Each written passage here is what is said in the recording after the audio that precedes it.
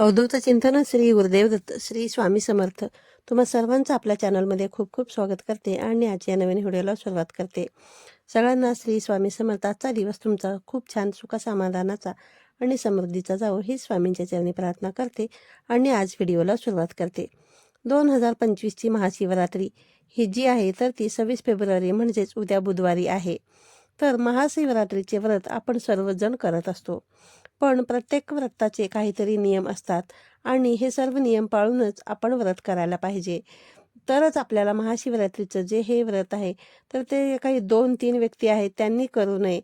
बघा, असं सांगितलं जातं की यामागचं कारण पण काय आहे तेही सुद्धा मी तुम्हाला सांगणार आहे.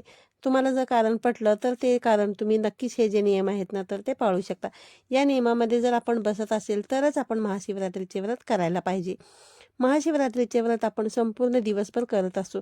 संपूर्ण दिवसभर हे व्रत पाळून आणि दुसऱ्या दिवशी आपण तो जो उपवास आहे तर तो सोडत असतो. महाशिवरात्रीची पूजा जी आहे तर ती शक्यतो पहाटे सूर्योदयाच्या आधी केली जाते किंवा मग संध्याकाळी सूर्यास्तानंतर, म्हणजे आपण जे काही प्रदोष काळ असतो त्या प्रदोष काळामध्ये करत असतो. यावर्षी महाशिवरात्रीचा निश्चित काल म्हणजेच शिवपूजनाचा जो काल आहे तर तो मध्यरात्री 12:23 ते 1:12 आहे. म्हणजेच काय तर 26 फेब्रुवारीला बुधवारी महाशिवरात्री आहे. तर बघा, जेव्हा बुधवार संपूर्ण रात्री 12 वाजतात आणि गुरुवारची दिवस सुरू होतो म्हणजे 27 तारीख सुरू होईल, तेव्हा रात्री 12:30 ते 1:12 निश्चित काळ आहे. तेव्हा शिवपूजन केलेलं हे अतिशय शुभ मानलं जातं. कारण बघा, उपवास जर दुसऱ्या दिवशीच आपल्याला सोडायचा असतो आणि शिवलिंगाची पूजा कशी करायची असते, घरामध्ये रुद्राभिषेक कशी करायचा, यानंतर अजून कुठल्या नियमांचे पालन आपल्याला करायचं आहे, या सर्व व्हिडिओ आपण तुमच्यासाठी आपल्या चॅनलवर घेऊन येणार आहोत. तर बघा, पूजा कशी करायची हे सुद्धा मी तुम्हाला सांगणारच आहे. पण बघा, जर शिवलिंग तुमच्या घरामध्ये असेल तर तुम्ही घरी सुद्धा पूजा करू शकता. मंदिरामध्ये जाऊन देखील तुम्ही पूजा करू शकतात. बघा, तुम्ही ऐकलंच असेल किंवा पाहिलं देखील असेल की आपण स्वतः आहे ना दर सोमवारी, बघा, ज्या ठिकाणी शिवमंदिर असतं त्या तुळजाभवानी मातेचं मंदिर असो किंवा कुठलंही असो, त्या ठिकाणी छोटंसं शिवलिंग जे आहे ना तर ते असतं. त्या ठिकाणी आहे ना आपण जाऊन पूजा जी आहे तर ती करत असतो. शिवलिंगावरती थंड पाण्याचा अभिषेक जो आहे तर तो आपण करत असतो आणि हे केलेलं आपल्यासाठी खूप चांगलं असतं. आणि बघा, शिवलिंगाचं जलाभिषेक एवढी जरी तुम्ही छोटीशी जरी सेवा केली ना तरी त्याचं खूप मोठं पुण्यफळ जे आहे ना तर ते आपल्याला मिळतं. आपले महादेव जे आहे ना तर ते खूप भोले आहेत. ते आपल्या भोळ्या भक्तांच्या भक्तीला सुद्धा धावून जातात. अतिशय बघा, आपण म्हणतो ना की ते खूप साधे भोळे असल्यामुळे आपण केलेली भोळी भाबडी सेवा सुद्धा त्यांना ते मानून घेतात आणि चटकन आपली इच्छा जी आहे ना ती पूर्ण करत असतात. आणि बघा, ज्यांना शिवमंदिरामध्ये जाऊन पूजा करणं शक्य नाही किंवा मग ज्यांच्या आसपास कुठे शिवमंदिर नाही आहे, तर बघा, तर मग किंवा मग इतर कुठल्या कारणामुळे तुम्हाला जाणं शक्य नाही, तर मग तुम्ही घरी शिवलिंगाची त्या दिवशी पूजा जी आहे तर ती करू शकतात. शिवलिंग जर तुमच्याकडे उपलब्ध नसेल तर मग मंदिरही नसेल तर मग तुम्ही शिवलिंगाच्या चित्राची पूजा करू शकतात. तुम्हाला जर चित्र देखील मिळालं नाही तर मग तुम्ही शिवलिंगाची आहे ना पाठावरती रांगोळी काढू शकता, फुलांनी रांगोळी काढू शकता. तर अशा पद्धतीने देखील तुम्ही चित्राची प्रिंट काढून देखील कुठल्या का पद्धतीने होईना तुम्हाला शिवलिंगाची पूजा जी आहे ना तर ती करायची आहे. सर्व गोष्टी बघा आपल्या मनात असतील ना, ह्या सर्व गोष्टी ज्या आहे ना तर त्या जुळून येतच असतात. तर बघा, अशा पद्धतीने आहे ना तुम्हाला चित्राची देखील तुम्ही पूजा करू शकता, रांगोळीची पूजा करू शकता. शिवलिंगाचं असतं ते ते एक प्रकारचं. त्यामुळे पूजा मंदिरामध्ये जाऊन केली काय किंवा घरामध्ये मंदिरामध्ये दोन्ही ठिकाणी केली तरी देखील चालेल. बघा, जर तुम्हाला शक्य नसेल तर कमीत कमी आहे ना दिवसभर तुम्हाला पूजा जर शक्य नसेल तर मग दिवसभरामध्ये तुम्हाला ओम नमः शिवाय, ओम नमः शिवाय हा जो मंत्र आहे, हा मंत्राचा जप तुम्हाला जितका जास्त वेळ शक्य होईल ना तितक्या जास्त वेळा तुम्हाला मनातल्या मनात बोलायचं आहे. ही एक जरी सेवा बघा आपल्याकडून झाली ना, बघा, नामस्मरणाचे खूप फायदे आहेत. तुम्ही कुठेही जाताय, बघा उद्या सुट्टीच असणार आहे बऱ्याच जणांना, तुम्ही सतत घरातली कामं करत असाल, ऑफिसची कामं करत असाल, तुम्ही हा जो जप आहे ना तो नेहमी सुरू ठेवा. बघा, पूजेचे नियम वगैरे जे आहेत ना तर ते मी तुम्हाला नंतर सांगेनच. बघा, आता सगळ्यात महत्त्वाचं म्हणजे महाशिवरात्रीचं हे जे व्रत आहे तर ते कुणाला करता येणार नाही. तर याआधी बघा, सगळ्यात अगोदर पाहूया की बघा, महाशिवरात्रीचं जे व्रत आहे तर ते पती पत्नीने मिळून केलेलं अतिशय उत्तम आहे.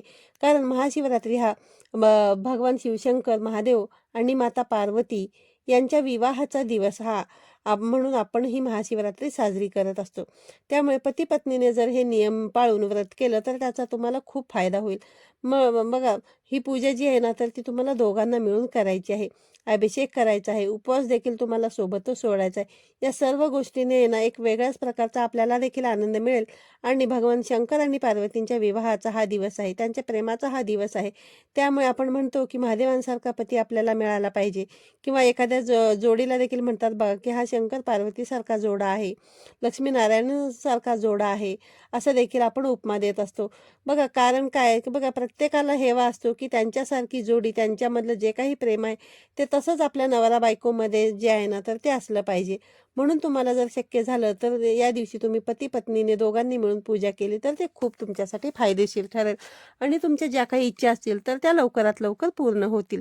समजा काही कारणामुळे जर तुम्हाला जमत नाही तर मग बघा तुम्ही जॉबला वगैरे जाताय किंवा इतर काही कारणामुळे तुमचे पती दुसऱ्या शहरामध्ये राहत असतात, नोकरीनिमित्त राहत असतात, तर मग पत्नी आणि मुलं दुसरीकडे राहतात, त्यामुळे जमत नसेल तर मग असं कारण असेल तर काही हरकत नाही. तो फक्त पती आणि पत्नीने वेगवेगळी जरी पूजा केली तरी देखील चालू शकतं. पण निदान पतीचे आपल्याला आहे ना पूजेनंतर सकाळी असो किंवा संध्याकाळी असो हे जे व्रत करत असाल तर पतीचे आपल्याला नाही पाया पडायचे आहेत. कारण महादेव जे आहेत ना तर ते माता पार्वती महादेवांची किती सेवा करायच्या, तर मग आपण निदान अशा काही दिवशी आपण आपल्या पतीचे पाया तर ते आहे ना नक्कीच पडू शकतो. त्यांचा चरण स्पर्श करायचा आहे. पाया पडायचं म्हणजे काय, आपल्याला ती जी पूजा केलेली आहे महादेवांची महाशिवरात्रीच्या दिवशी त्याचं संपूर्ण फळ आपल्याला मिळत असतं. त्यानंतर दुसरी गोष्ट अशी आहे की विधवा वगैरे असतील तर मग पूजा केली पाहिजे की नाही, तर बघा पूजा आहे ना विधवा महिलांनी सुद्धा नक्कीच करू शकतात. बघा हा शब्द कारण बऱ्याच जणांच्या मनामध्ये येत असेल की मी विधवा आहे, पूजा करू किंवा नको. तर बघा विधवा महिला जरी असली तरी सुद्धा बघा तर तुम्ही आहे ना बिनधास्तपणे पूजा जी आहे ना तर ती करू शकता, व्रत करू शकता. कारण शंकरांचं वास्तव्य हे स्मशानामध्ये असतं. महादेवांना भस्म जे आहे तर ते अतिशय प्रिय असतं. म्हणजे हे जे स्मशानभूमीतलं भस्म आहे त्याच्याने शिवलिंगाचा अभिषेक सुद्धा केला जातो. त्याच्याने शिवलिंग हे स्वच्छ केलं जातं, भस्म महादेवांना अर्पण केलं जातं.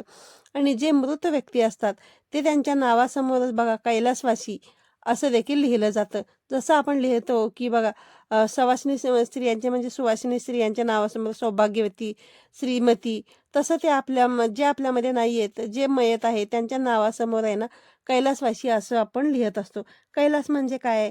तर बघा महादेवांना कैलास पर्वतावरती त्यांचं वास्तव्य होतं. म्हणजे या सगळ्या गोष्टी महादेवांशी संबंधित आहेत. म्हणून जे काही मयत व्यक्ती आहेत, वारलेले आहेत, त्यांचं स्थान शंकरांच्या स्थानी आहे. म्हणून विधवा स्त्रिया सुद्धा हे जे व्रत आहे महाशिवरात्रीचं ते करू शकतात, उपवास करू शकतात. तुमच्या मनाप्रमाणे तुम्हाला पाहिजे तसा उपवास तुम्ही करून आणि उपवास जो आहे तर तो शक्यतो दुसऱ्या दिवशी आपण हा उपवास सोडत असतो. तर आता दुसरं महत्त्वाचं म्हणजे हे पूजा, हा उपवास कोणी करू नये. तर ज्यांचे विधिवत लग्न पार पडलेले नाहीये.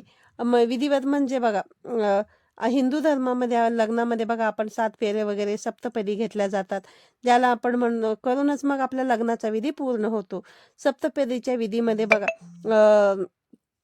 नवविवाहिता जी आहे त्या मुलीला सिंदूर भरला जातो, जोडवे घातले जाते, मंगळसूत्र घातलं जातं. त्यानंतर तिचं जे काही ती आहे ना एक सवासणीमध्ये तिचं रूपांतर होत असतं. त्या स्त्रीचं म्हणजे हे सप्तपदी, 7 फेरे, विधिवत पूर्ण लग्न ज्यांचं झालेलं नसेल त्यांनी शक्यतो हे जे व्रत आहे तर ते करू नये असं म्हटलं जातं. यामागचं कारण असं आहे की 7 फेऱ्यांमध्ये गौरीहरांची पूजा केली जाते, ज्यामध्ये नवरीला जोडवे, मंगळसूत्र म्हणजे सौभाग्याचे अलंकार जे आहे ते घातले जातात, सिंदूर लावला जातो. म्हणूनच ह्या सप्तपदीला खूप महत्त्व आहे. आणि त्याच्यानंतर त्यांचा संसार जो आहे तर तो शंकर आणि पार्वतीसारखा अगदी सुखाने सुरू होतो. तर मग बघा आपल्या लग्नामध्ये काही विधी अपूर्ण राहिले असतील तर त्याचा कधी कधी वाईट परिणाम जो आहे ना तर तो आपल्या आयुष्यामध्ये आपल्यालाच भोगावा लागतो.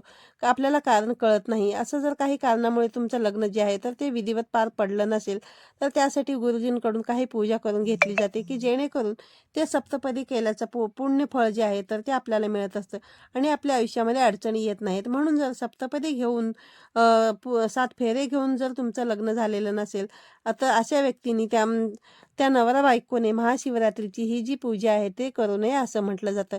कारण महाशिवरात्री हा शंकर आणि पार्वती यांच्या विवाहाचा दिवस आहे. म्हणून आपण तो नियमांनीच पाळला गेला पाहिजे.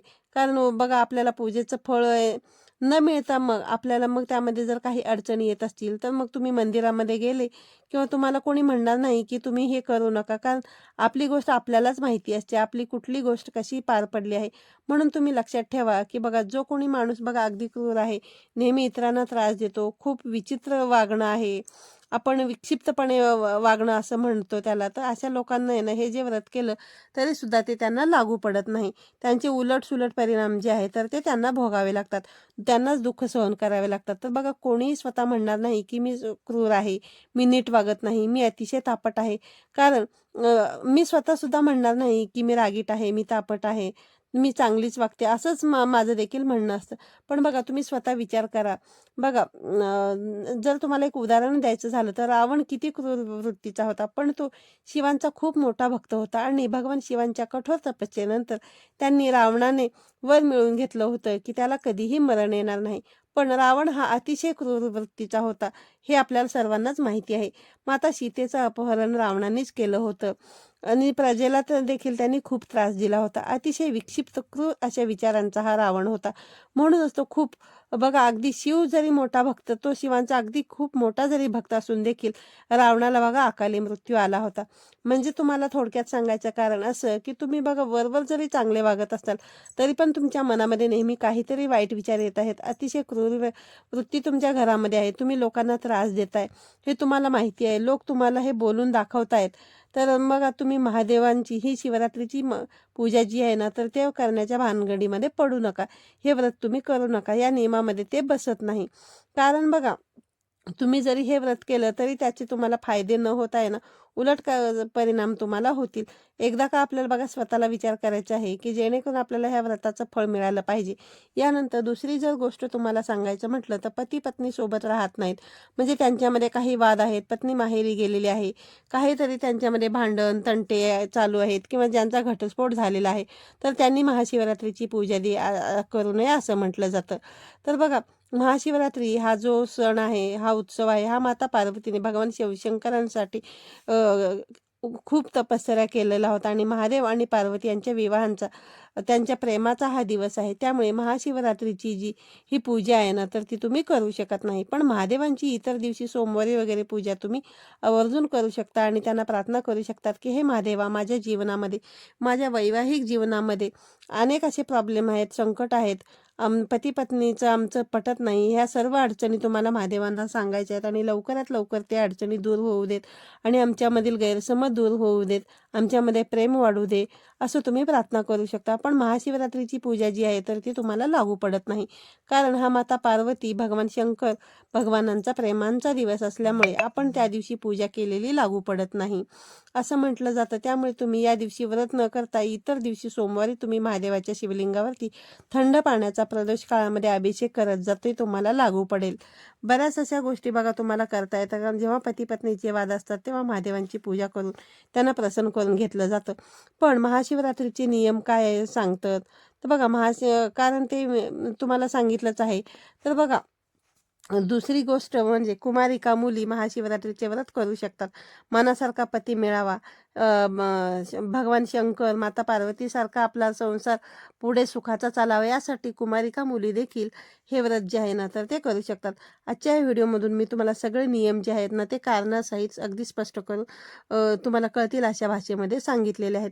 तर आजच्या व्हिडिओमध्ये सांगितलेली माहिती तुम्हाला आवडली असेल तर व्हिडिओमधील नियमांचे पालन करा. पुन्हा भेटूया अशाच एका नवीन आणि माहितीपूर्ण व्हिडिओमध्ये. तोपर्यंत सर्वांना श्री स्वामी समर्थ.